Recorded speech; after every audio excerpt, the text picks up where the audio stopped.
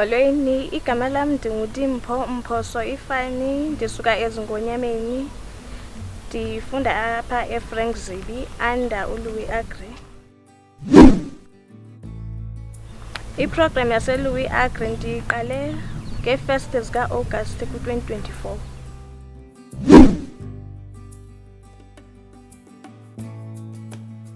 Ubomi bam butshintshe ngeyona ndlela ngoba ekuqaleni bekunzima as umntu ohleli phansi ongasebenziyo. uLouis Agri uyincede kakhulu eyam impilo ngoba oko ndikule program ndikwazile uba ndiqalise ibhizinesi encinci yothengisa iimpahla ngale mali yestipend ndiyifumana kulo.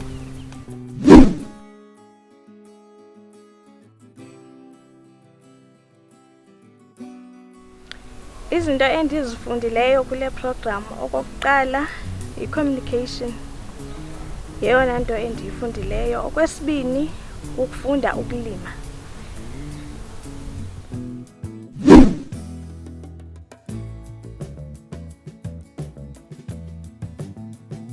Ii-toolkits endizifumene kwaLouis Agri ndisazisebenzisa kwaye zindincede kakhulu ngoba ubuninzi bazo bendingenazo.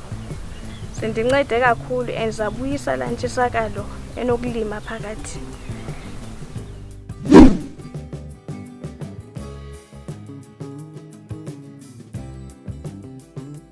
Umehluko uye wabakhona omkhulu kakhulu ngale learnership program kaLouis.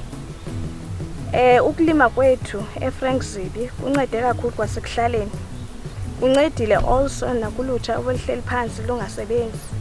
Ekuhlaleni laa mifuno esiyilime phaa eFrank bayathenga bahlale kwaphaya, abanyanzelekanga uba ukuze batye mabakhwele baye edolophini.